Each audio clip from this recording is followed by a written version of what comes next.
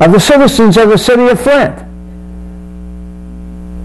Remember, 65% of Flint now is African American. So obviously they should have a lot to say.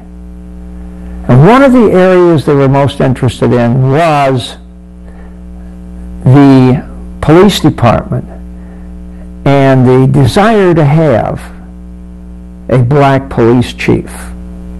Now there's a number of reasons for that in my mind. This is only my estimate. The police department is the most powerful agency in city government as far as the black community is concerned. They have suffered greatly over the years because of brutality, because of mistreatment, because of lack of response by police departments, primarily with the majority of the department being white. So there's a great suspicion on the part of the black community about a police department which is run by all white people, as you'll see in a report we'll show you in a few minutes. And that's kind of what's happened. There are a couple of blacks in positions of influence, but the majority are white. And I don't think that necessarily was done intentionally. I just think it happened with regard to the testing of people for higher positions and the seniority and all of these things. Although, I don't know for sure. It may have had, the attitude towards race may have had an impact on how these things played out. But that has to really be studied, and I'll get into that in just a moment. But anyway, there was a very strong feeling about a black police chief in the city of Flint Police Department. And as a result, the discussions became more heated between the leaders that I mentioned to you in the black community and the mayor.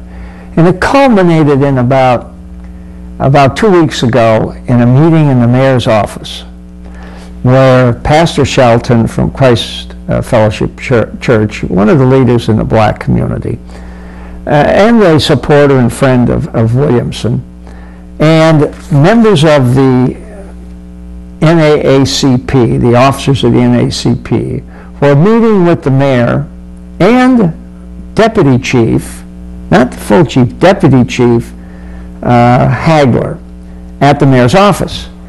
And the discussion about the black police chief became quite heated. In fact, it was argumentative. And after a while, apparently Williamson felt that they were, the African American people there that wanted the police chief, were trying to threaten him or intimidate him.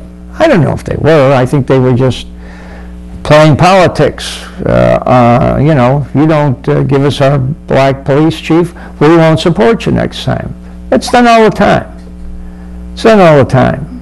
You know, you don't give us what you want, we don't get what we want, we're opposing you next time. That's American democracy, ladies and gentlemen.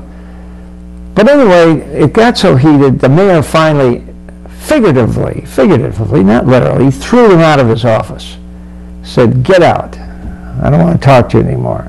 Now, I don't know where that left things, but the result was that it's like a dominoes effect. Things started to happen that may not have happened if they had got the commitment from the mayor to hire a black police chief. Now, let me tell you, I don't always agree with the mayor, as you know from this program, but I think I know him well enough that if you challenge him in this way, you're not going to succeed. This guy reacts completely opposite of what you think you would expect from him as a politician when he gets this political pressure. Some people think that that's a credit to him. Some say, you know, that's ridiculous. He's obstinate and doesn't care. I don't know where that is on those two options. But anyway, this all starts this domino effect. if this police chief, if he had agreed to the police chief being black, being appointed a black police chief, I'm convinced that these other things would not happen. So certain developments started happening.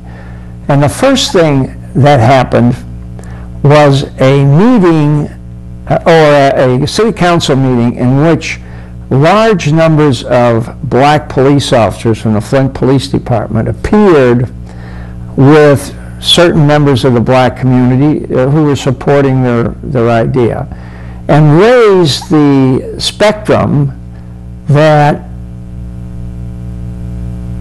Chief Hagler, Deputy Chief Hagler, was doing a bad job, and that the policies of the police department